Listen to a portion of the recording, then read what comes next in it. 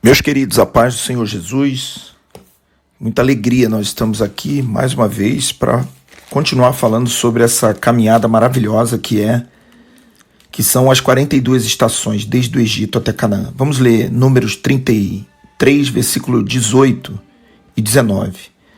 Partindo de Hatzerote, acamparam-se em Ritma. Partindo de Ritma, acamparam-se em Rimon-Pérez. Nesses dois lugares aconteceu algo muito tremendo. Mas antes eu queria explicar um pouquinho que Ritma e Rimon-Pérez são duas estações que o povo de Israel inicia uma nova experiência. Eles já haviam passado pelo Sinai e Deuteronômio capítulo 1, versículo 2 diz que são necessários 11 dias do monte Sinai até Cádiz, que na verdade é o deserto de Parã, segundo Números 13, versículo 26. Sabemos que o primeiro deserto que o povo passou foi o deserto do Mar Vermelho, que nos ensina a respeito da graça de Deus, do amor de Deus, das obras de Deus, que nós recebemos sem merecer.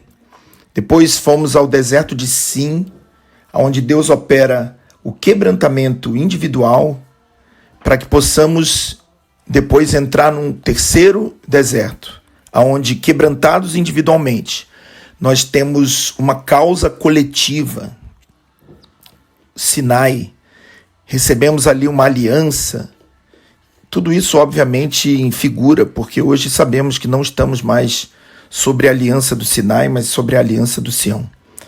Somos um corpo com uma causa, uma nação sacerdotal. É ali no Sinai que eles recebem essa palavra, vocês serão uma nação sacerdotal. Trazendo para os dias de hoje é quando nós entendemos que nós não vivemos mais para nós mesmos, mas vivemos para a causa do Senhor. E isso é maravilhoso, porque é para isso que o Senhor tem nos chamado. O Senhor tem dito a cada um de nós todos os dias: vocês são a luz do mundo, o sal da terra. Isso é maravilhoso. Tudo isso, até o Sinai, apenas 1 ano e 3 meses depois de saírem do Egito, eles estão saindo do Sinai e depois de 11 dias eles chegam no quarto deserto, Parã ou Cádiz. Cádiz vem da palavra, da mesma raiz de Kadosh, que quer dizer santo, santidade. Aqui, o povo em Ritma está literalmente de frente da terra prometida, e é desse lugar que Moisés manda 12 espias para que eles estivessem trazendo relatos para o povo a respeito da terra que o Senhor prometeu para cada um deles. Essa história está no livro de Números, no capítulo 13 e no capítulo 14. No capítulo 13 nós vemos a saída do povo de Israel desse deserto e o envio em que o Senhor manda o povo sair de Hatzerote e acampar-se no deserto de Parã, Números 12, 16. E disse o Senhor a Moisés: envia homens que espiem a terra de Canaã, que eu hei lhes de dar aos filhos. Então, no início desse deserto de Parã, o povo estava de frente da bênção, de frente da promessa. Irmãos, nós estamos vivendo hoje, no mundo de hoje, um tempo de decisão. Dependendo da forma que nós nos portarmos diante daquilo que nós temos visto e ouvido nos desertos anteriores. Que lindo isso, né? O Senhor, somente no quarto deserto, ele exige do povo uma decisão. Mas ele já havia mostrado a sua graça, o seu propósito, tanto individual quanto coletivamente. Então, pelo tempo decorrido e por eles já terem recebido tantas informações e tantos sinais, o Senhor exige do povo uma decisão. E quando esses espias voltam, eles trazem um relato terrível. 10 deles desencorajaram o povo. trouxeram um relatório negativo da terra que tinham explorado. E 2 deles, Josué e Caleb, não refutam as dificuldades que seriam encontradas. Isso é muito importante porque nós não vivemos um evangelho em que devamos refutar as dificuldades que a gente encontra no dia a dia. Casamento é difícil, criar filhos é difícil, viver com os nossos recursos esses dias tem sido difícil. A luta que nós temos passado, que o mundo tem passado, nós de certa forma enfrentamos também. Mas a questão é que Josué e Caleb, diferentemente dos 10 espias, eles dão a palavra confirmando as dificuldades, mas acima das dificuldades, eles dizem que o Senhor era com eles. Se o Senhor se agradar de nós, Ele nos fará entrar nessa terra e nos dará essa terra. Versículo 9 do capítulo 14, eles dizem: somente não sejais rebeldes contra o Senhor. Então, e ele ainda diz: o Senhor é conosco, não temais. Irmãos, essa lição é maravilhosa, porque infelizmente Israel peca aqui e volta atrás. E eu penso que nós temos vivido um tempo tão precioso, tão glorioso, mas também é um tempo de decisão, onde nós precisamos entender que as decisões que nós tomarmos hoje vão direcionar o restante da nossa vida.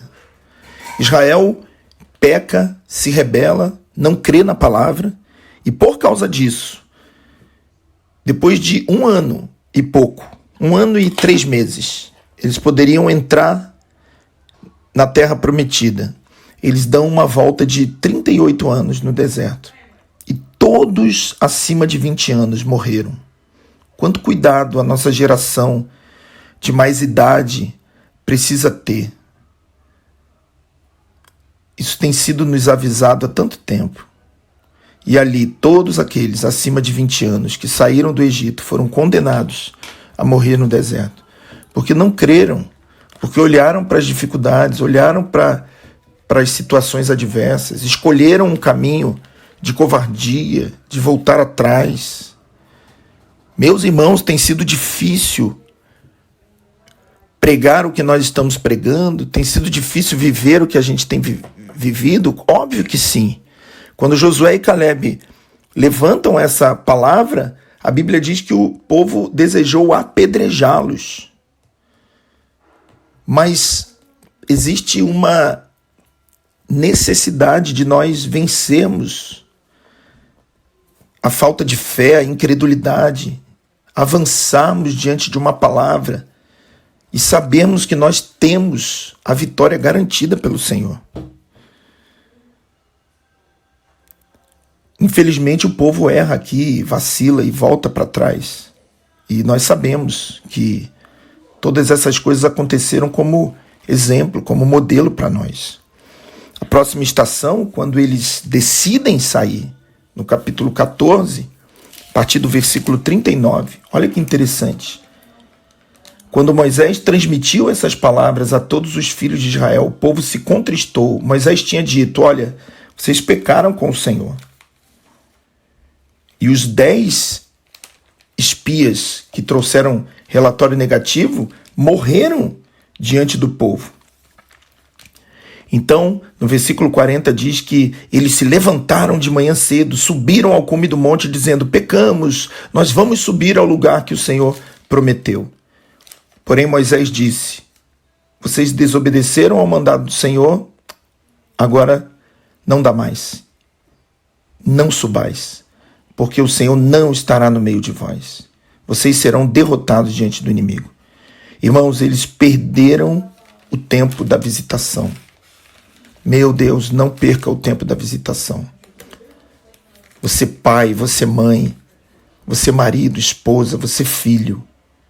Por favor, não perca o tempo da visitação. Veja o que o Senhor está fazendo. Veja o cenário mundial, como tem sido negligenciada a presença e a obediência ao Senhor. Quantos têm perdido o tempo da visitação, irmãos? Jerusalém perdeu o tempo da visitação. Era tarde demais. E por isso sofreram absurdamente. Eu termino falando para os irmãos, Romanos 13:11. Fazer dessa maneira, discernindo o tempo em que vivemos. Meu Deus, precisamos discernir o tempo em que nós vivemos. O Senhor está restaurando a sua igreja. E o modelo mental que às vezes nos prende no passado precisa ser mudado.